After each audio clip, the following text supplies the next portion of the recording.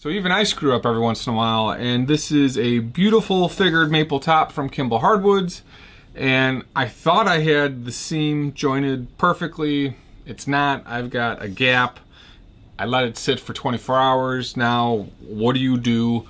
This is where it makes sense to have invested in heat blankets or some way to get glue apart. So I'm going to show you guys how to use this heat blanket, a little bit of water, to actually re-break the seam, take it back upstairs, rerun it, and get it flat. So this piece of wood is beautiful.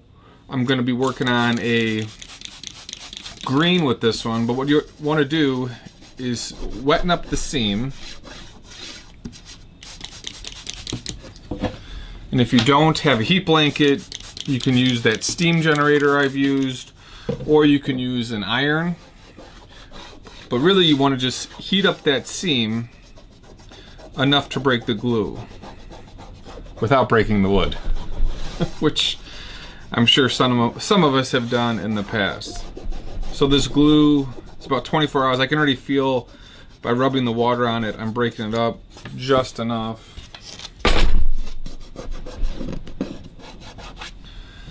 Make sure you have enough moisture in there. So I've got this heat blanket. I've had it for years. I'm gonna plug it in.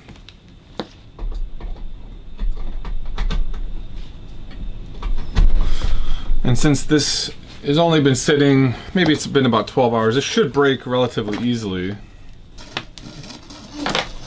So I'll put this on about medium heat. This heat blanket gets hot really fast and really can do some damage.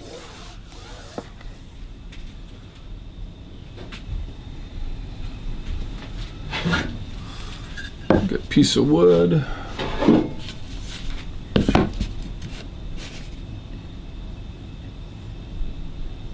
We'll let this heat up for about 2 or 3 minutes on each side, and it should break relatively easily.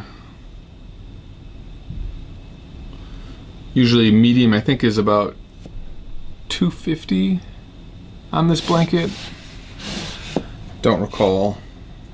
But if you're using an iron and a wet towel, you can do that as well. Or if you got the steam generator, you can steam the seam. There, we've got a little bit of steam coming.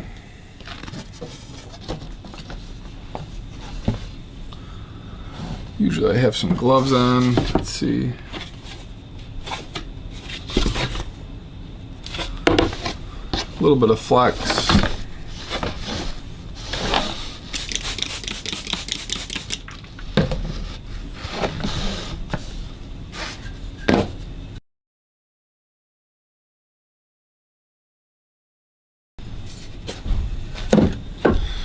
Alright, sometimes that's enough. Sometimes you gotta let it sit longer. And there we go. So you just play with it slowly. And I can feel I've got the seam at least broken on the top. Not so much on the bottom.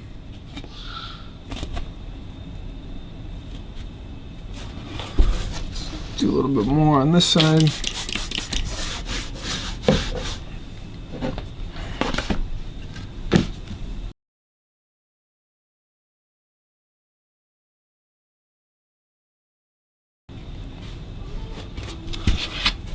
So let's try this again. So now you can see it for sure.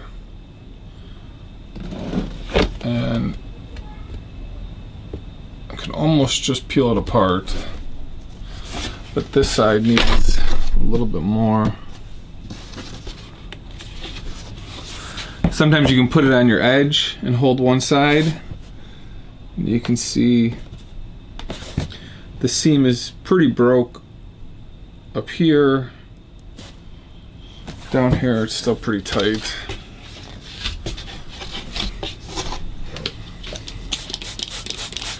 And that's of course where it's joined pretty good. So we've got the center where the seam slightly open. Plop this back on here.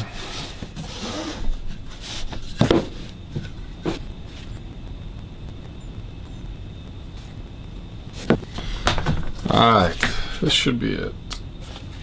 Looks like it.